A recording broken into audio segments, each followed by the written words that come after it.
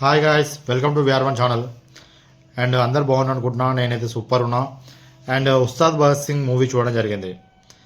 So Dhurandhar 2కి వెళ్దాం అనుకున్నా ఫస్ట్ ఆఫ్ ఆల్. కాకపోతే ఇక్కడ కొంచెం రిలీజ్ ఇష్యూస్ నడుస్తున్నాయి మా సైడ్. సో దానివల్ల ఏంటంటే నేను ఎలాగో వెళ్దామని చెప్పి పవన్ కళ్యాణ్ గారి సినిమాకి ఉస్తాద్ భగత్ సింగ్ వెళ్ళినా.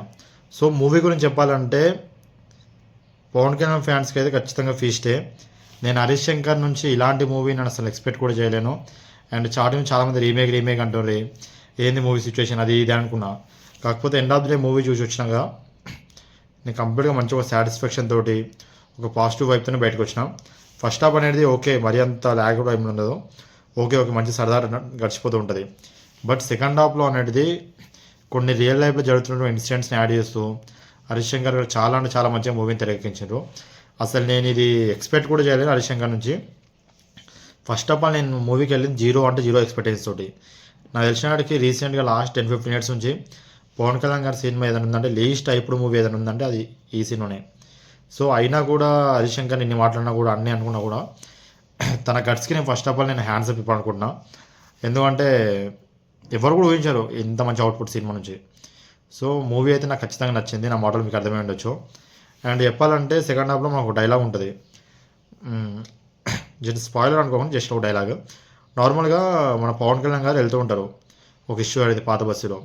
అయితే ఆయన అంటారు, సార్ బొట్టు తీసేసి వెళ్ళమని చెప్పేసి. సో అప్పుడు ఒక మాట అంటారు, నేను వెళ్తుంది పాత బస్తీకి, పాకిస్తాన్ కాదని చెప్పేసి. సో ఒక peak level of writing. So చాలామంది చాలా రకాలుగా దీన్ని తీసుకుండొచ్చు.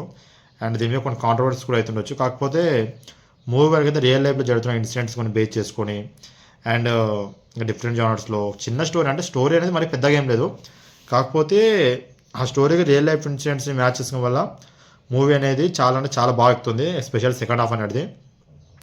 సో మీరు పవన్ కళ్యాణ్ అభిమాని అయితే మీకు 100% వస్తుంది. మీరు పవన్ కళ్యాణ్ అభిమాని కాకపోతే మూవీ అయితే మీకు డిసప్పాయింట్ చేయదు.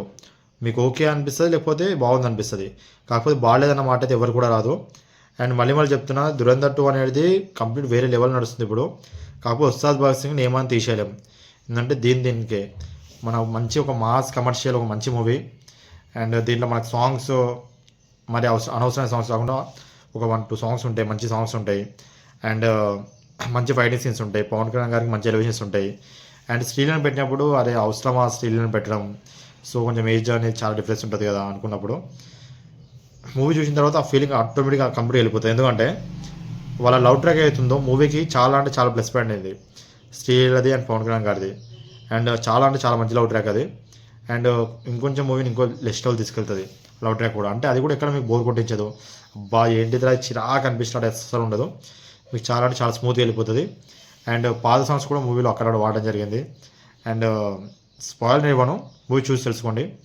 ఒక మంచి కమర్షియల్ మంచి ఒక మెలోడీ అండ్ లవ్ సాంగ్ దీంట్లో వాడడం జరిగింది. అండ్ అది మన అందరి ఫేవరెట్ ఎప్పటి నుంచో. అండ్ అది ఖచ్చితంగా మీకు మంచి కిక్నిస్తుంది. అండ్ పవన్ కళ్యాణ్ మ్యారేజం అయితే హరీష్ గారు చాలా చాలా బాగా చక్కగా పాడుకున్నారు. అండ్ కొన్ని రియల్ లైఫ్ మ్యాచ్ అయ్యే డైలాగ్స్ కూడా పవన్ కళ్యాణ్ కోసం రాసినారు. సో మూవీ అయితే నాకు చాలా నచ్చింది అబ్బా. అండ్ మీ ఒపీనియన్ ఎంతో కింద కామెంట్ తెలపండి. బట్ ఈ మూవీ కూడా ఖచ్చితంగా మస్ట్ అండ్ చూడండి, ఎవ్రీ1 ఒక్కసారి చూడొచ్చు. మీరు పవన్ కళ్యాణ్ అభిమాని అయినా కాకుండా సరే 100% మూవీ చూడండి.